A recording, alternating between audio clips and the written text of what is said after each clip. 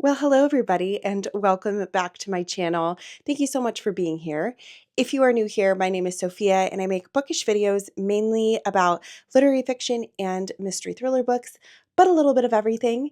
And today I am back with my April wrap-up. So in April, I ended up reading 8 books, which I was really very happy about, much more than I read any month last year, but kind of keeping up with the trend of this year. I had my first book that was a 1.5 star this year, and then I also had a 5-star favorite book of the year.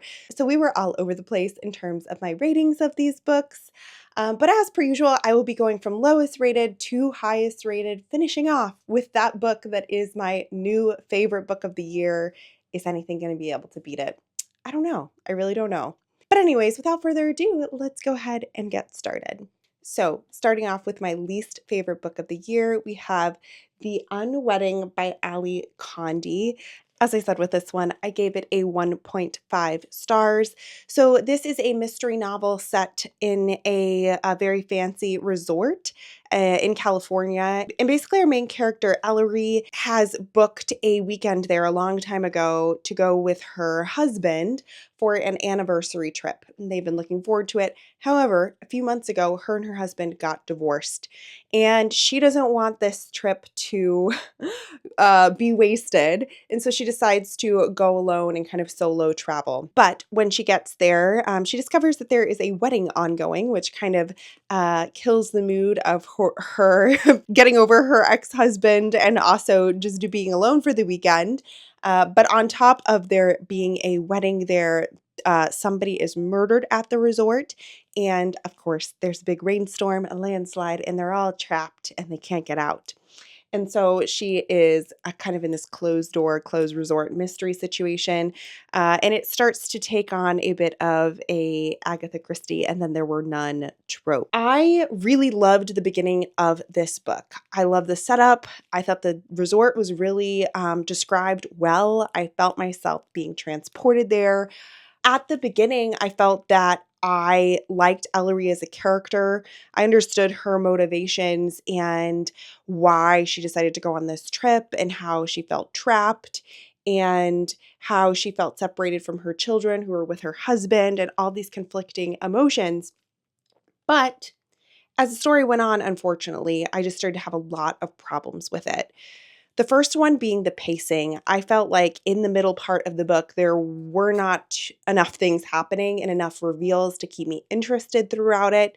And not only that, there were a lot of things that were kind of set up as going to be potentially important that weren't brought up. And I felt like that middle part was a big missed opportunity for exploring or making this mystery a little bit more interesting and going into some of those elements that were planted and then just not really addressed. I also found the end to be very weird in terms of tone and also the resolution of the mystery. I didn't feel like we got a satisfying conclusion. Things did get resolved, but just not in a way that I found to be really, I guess, satisfying is the right word for it. Not only that, the tone of the book changed at the end. One of the reviews I read on Goodreads described it as Scooby-Doo at the end of a Scooby-Doo movie. Just like weird tone that did not match the rest of it at all. And yeah, I don't know. I didn't like this. I could rant about this for a long time. It was not my favorite. I did like the setup, and some people have really enjoyed it. It has been blurbed by many really, really popular thriller authors. So maybe it was just like me and this book didn't get along, but I don't have anything more than that to say. I gave it 1.5 stars. Next up, I read Flawless by Elsie Silver. This is the first book in a cowboy romance series called the Chestnut Spring series. And all of these follow different like characters that are set up in this initial book. And this one particularly follows and I should say, this is very smutty, very spicy, so prepare yourself if you want to read this one. But this follows a bull rider named Rhett, and he, at the beginning of the book, has found himself in a spot of trouble because he's been caught on camera saying some things that have not made himself super popular with his fans and with other people. And so at the beginning, gets a I guess, agent, babysitter, I don't know the right word, a person assigned to him named Summer, who is our female protagonist, and her role is essentially to get him to figure it out and get things back on track, improve his public image. So she goes to live at the family farm where Rhett lives with his dad and his brothers, and she kind of originally is not super liked by Rhett and by the rest of the group. I'm more by Rhett than the rest of the group because um, he sees her as his babysitter. But eventually, of course, there's a romance that sparks between the two of them. And I gave this 2 stars. I was really disappointed because I thought I was going to enjoy it a lot more. A lot of people that I follow have really enjoyed this series. But the big issue with this one for me was that I couldn't really get behind their relationship because I didn't like Rhett as a character.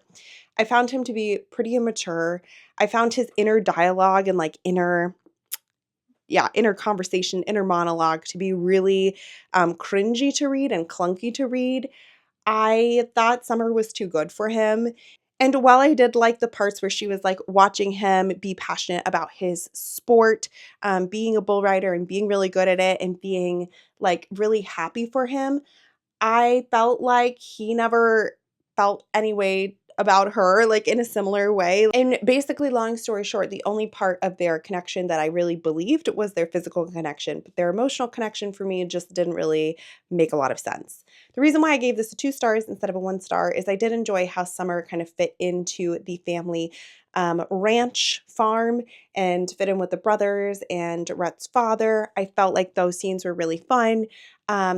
I liked that kind of camaraderie, and I appreciated the way that that was written, but overall, it just didn't do a lot for me.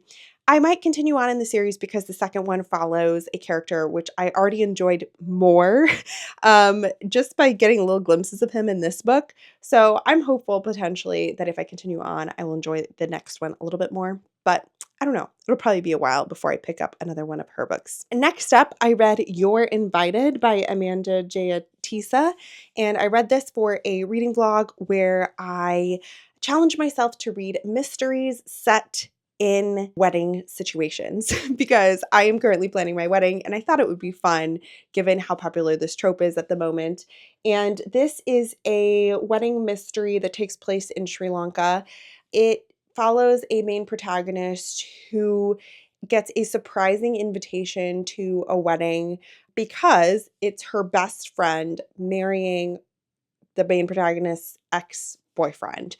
And so she's very confused why she's getting this email, but she decides to go and kind of clear the air. So you have that backstory, but then you also know that there has been some type of crime at the wedding. So you're getting the interviews of the different people at the wedding by the police there, and you don't kind of know how everything has pieced itself together. This just felt a little bit slow, unfortunately. I did like the setup for it, and I thought that it made kind of an interesting dynamic, but I didn't feel like there were enough reveals throughout it.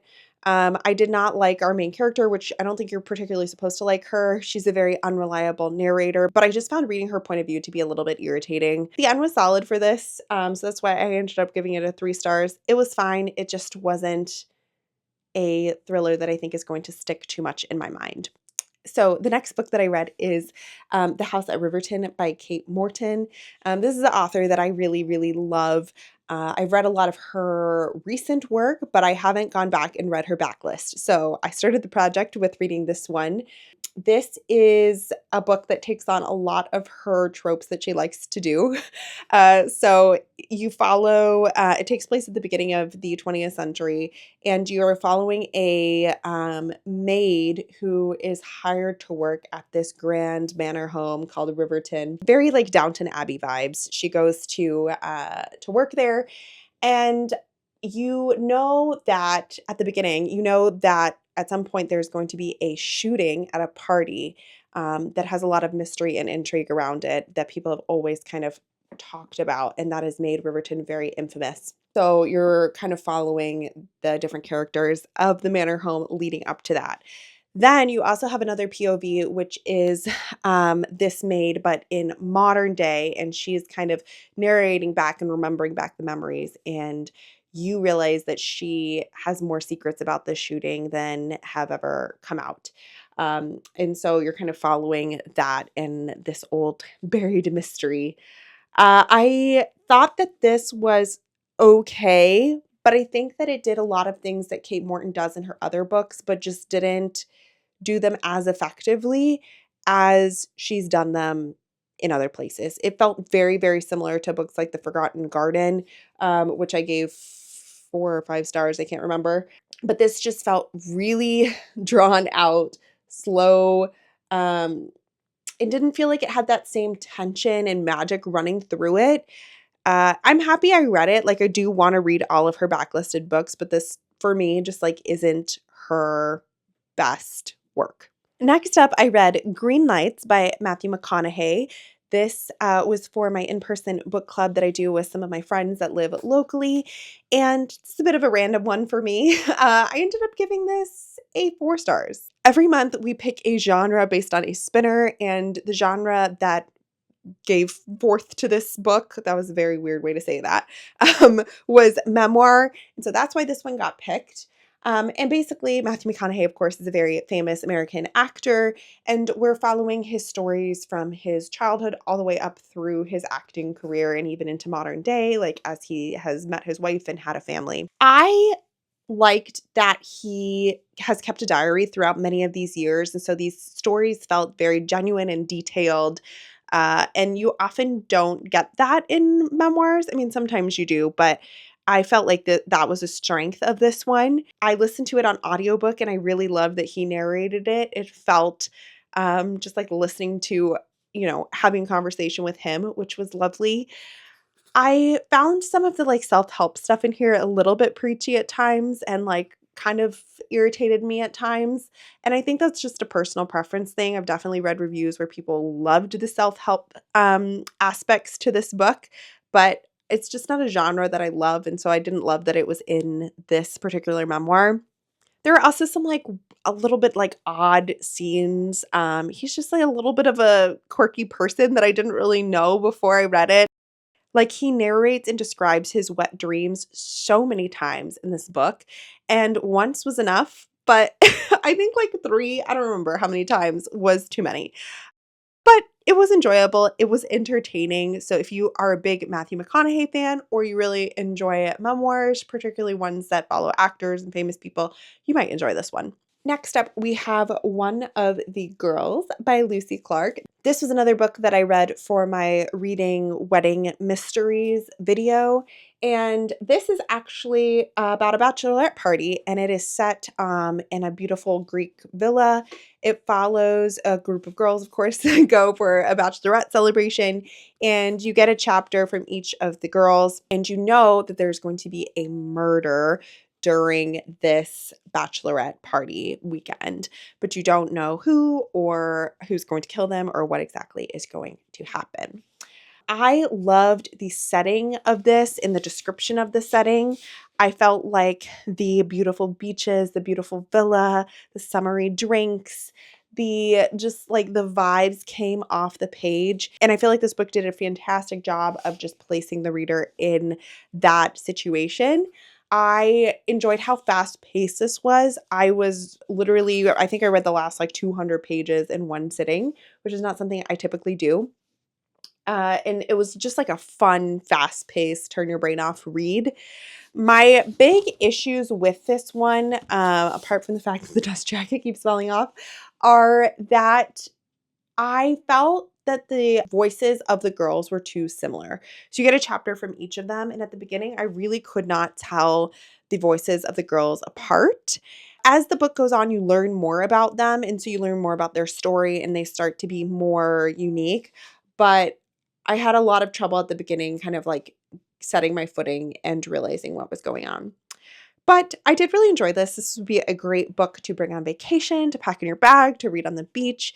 It was a good time. And I gave it 4 stars. 4 stars for this one. Next up, we have Love Light Farms by B.K. Borison. I read this for a reading vlog where I read hyped romance books on BookTube, and this was adorable. It is about a main character named Stella, And she owns a Christmas tree farm in a very small town. This small town is very Stars Hollow-esque. There's like a very cute little bakery, and everyone's very obsessed with food and small town drama. Everybody knows each other's secrets and backstories. But Stella, unfortunately, her Christmas tree farm has fallen upon some hard times and it is financially in a bit of a pickle. And so she decides to enter a Instagram contest in order to try and win some prize money to bring the farm back. But this Instagram contest is very like relationship focused. And so she fakes a relationship with her best friend Luca in order to like try and win the prize. And of course, Luca agrees to this. So it is a fake dating, friends to lovers, very cozy romance with some spice in it. I really enjoyed this. This was sweet, quirky, charming, so many great food descriptions. Like, if you've ever felt that you would sacrifice a lot of things to have your perfect coffee order that you want from your perfect place on a perfect crisp autumn day, something to that effect, I think this would be for you. Like, it just gave those vibes. The importance of prioritizing very specific, comfortable things is how I would describe this. This was solid. I really enjoyed this. It did not quite raise to the level of a 5-star, but it was a really, really fun read. And I will continue on with the series as there are, I think, like 5 books in this series at this point. So would highly recommend this. And my battery died. So that's my key that I've been rambling on for far too long. 2 more books to go. My next favorite book was Say You'll Remember Me by Abby Jimenez. This is her most recent release. She is, of course, a romance author, and this one follows Xavier, who is a vet, and Summer, question mark, Samantha. I've had, in romance books, I've had a Summer, a Stella, a Samantha. They're running together.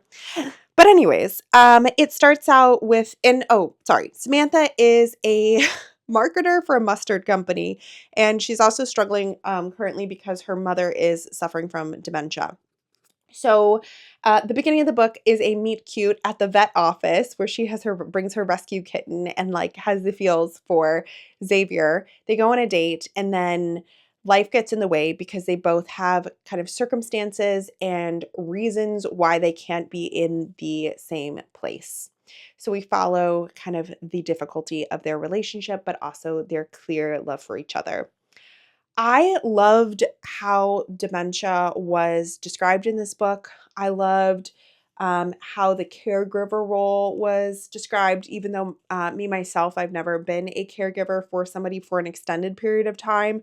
I felt like it did a great job of really highlighting how difficult that is and the grief that you feel as somebody you know is losing parts of themselves, even if they're still physically, alive with you.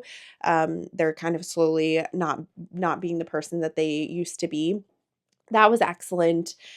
Abby Jimenez is a fantastic writer. I always feel like I'm in a good place when I read her books because she's going to tell a good, compelling story. For some reason, I did not feel the love between these two characters in the romance quite as much as I have with her other books. Quite that like magic connection. I don't know what it was, but I still did like it. I did believe it and I enjoyed it, but it just wasn't like perfect. So 4 stars. And last but not least, my favorite book of the year so far is Why Fish Don't Exist by Lulu Miller. This is a nonfiction book that I picked up because of the Women's Prize for Nonfiction, and it is about the author's kind of obsession with this scientist named David Starr Jordan, who is famous for categorizing a lot of different fish, or that's how he became like very prominent in the scientific community. And she is inspired by his perseverance to collect all these animals and label them and categorize them. And she herself has struggled with her mental health. And so she kind of like finds solace in somebody having that type of purpose and drive. But then the more she reads about him, the more she finds things about him that aren't what she originally thought. And there's also kind of a mystery element in here too, which was fun. And as she discovers those things, she has to reckon with something and somebody that was so important to her and kind of reshape that relationship. It's about self-discovery, mental health. It was, I feel like I'm not doing a good job of explaining why it was so wonderful, but the way that this came together at the end of this book, just like it all came together in such a meaningful and like stunning, beautiful way. The writing was excellent. There are very beautiful illustrations in this book. Like, here's one illustration here. It's just like an incredible reading experience from start to finish. I have not really seen any negative reviews from anybody I know who's read this book. So if that's a motivator for you, do it. It was excellent. And this is not a book that I would have thought I would have really enjoyed. I'm not that much of a nonfiction reader, and why fish don't exist, like I don't understand what that even means. But this has a piece of my heart and I love it so dearly. And of course, it's a 5-star read. So, with that, I think I've rambled on for a very long time. If you reach the end of this video, leave me a fish emoji, which I think I've already had you leave me in another video, but I guess my channel is just a fish channel at this point. Thank you so much for watching. I really appreciate you being here. And let me know also if you've read any of the other books that I mentioned in this video. And with that, I will see you guys very soon with another video. Bye.